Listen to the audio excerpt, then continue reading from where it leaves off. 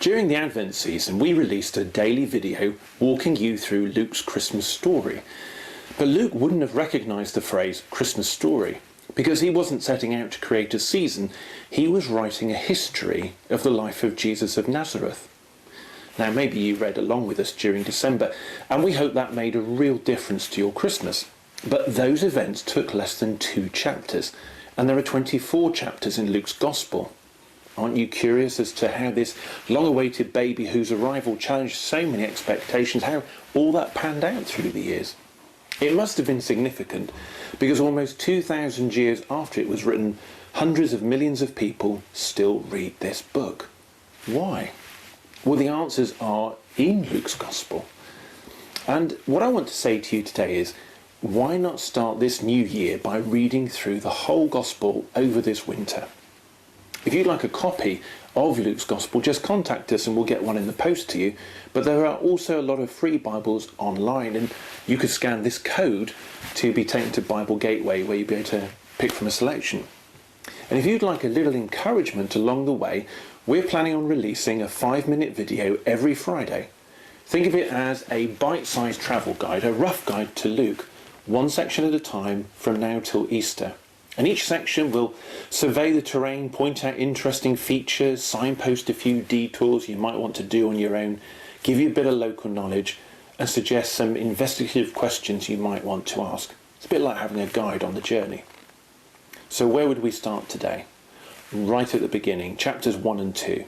You may have read those with us over Advent, but we were looking at them in preparation for Christmas. So let's look over them again, more in the way that Luke intended, as the beginning of a biography, extensively and carefully researched. Many have undertaken to draw up an account of the things that have been fulfilled among us, just as they were handed down to us by those who from the first were eyewitnesses and servants of the word. With this in mind, since I myself have carefully investigated everything from the beginning, I too decided to write an orderly account for you, most excellent Theophilus, so that you may know the certainty of the things you have been taught. Luke was an educated man, a doctor, and he sets out to write an orderly account of Jesus' life.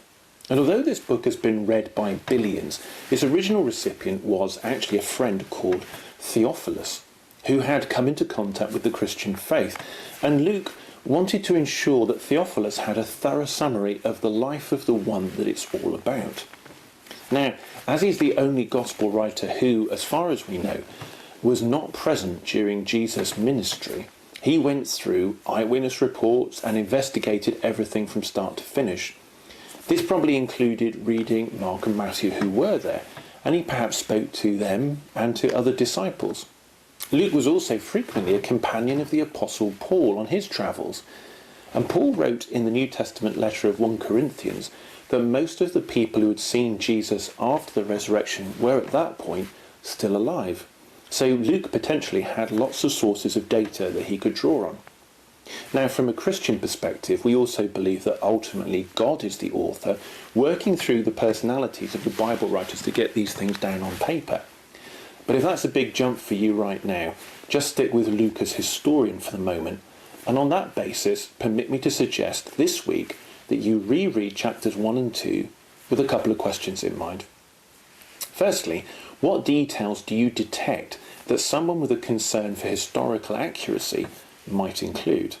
And secondly, if you only had these first 2 chapters to go on, who would you expect Jesus to grow up to be? What kind of things might you expect him to do?